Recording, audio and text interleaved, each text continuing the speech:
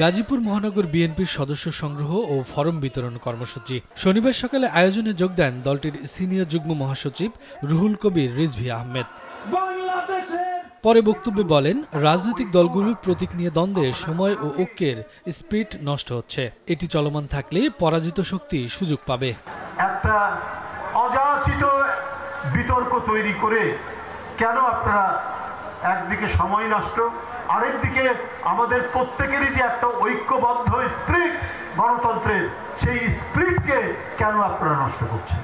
দুপুরে রাজধানীর শেরেবাংলা নগরে তাঁতি দলের নেতাকর্মীদের সঙ্গে নিয়ে বিএনপির প্রতিষ্ঠাতা প্রেসিডেন্ট জিয়াউর রহমানের সমাধিতে শ্রদ্ধা জানান বিএনপির ভাইস চেয়ারম্যান শামসুজ্জামান দুদু। পরে তিনি বলেন, নির্বাচন নিয়ে দেশ বিদেশি ষড়যন্ত্র মোকাবেলায় সবাইকে ঐক্যবদ্ধ থাকতে হবে। উপদেষ্টাদের সেফ এক্সিটের বিষয়ে নির্বাচিত সরকার ভাববে। প্রাণ সসের মাখামাখি টেস্ট নুডলসকে করে তোলে আরো ইয়ামি, আরো জোস। প্রাণ সস, সসের বস।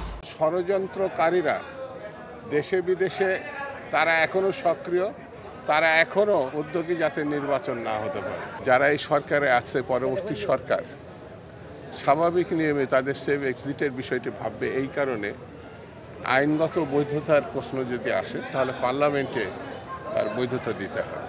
অন্যদিকে প্রশাসন ও উপদেষ্টাদের কেউ কেউ একটি দলকে ক্ষমতায় আনতে বিশেষ সুবিধা দেওয়ার চেষ্টা করছে বলে মন্তব্য করেছেন জামায়াত ইসলামীর সেক্রেটারি জেনারেল মিয়া গোলাম পরোয়ার। দুপুরে খুলনার পাইকগাছা উপজেলার সরকারি কলেজ মাঠে ছাত্র যুব সমাবেশে একথা বলেন জামায়াত নেতা। নির্বাচন যত আসন্ন হচ্ছে, প্রশাসন এবং সরকারের অভ্যন্তরে কিছু উপদেষ্টাদের মধ্যে কেন যেন একটু অস্থিরতা, কখনো কখনো একটা বিশেষ দলের চাপে যেন তারা নতি স্বীকার করছেন। ইসলামী দলগুলোর মধ্যে ঐক্য তৈরি হয়েছে জানিয়ে জামায়াত নেতা বলেন, ঐক্য থাকলে বাকিরা বাতিলের খাতায় চলে যাবে। শফিকুজ্জামান রুবেল, সময় সংবাদ, ঢাকা।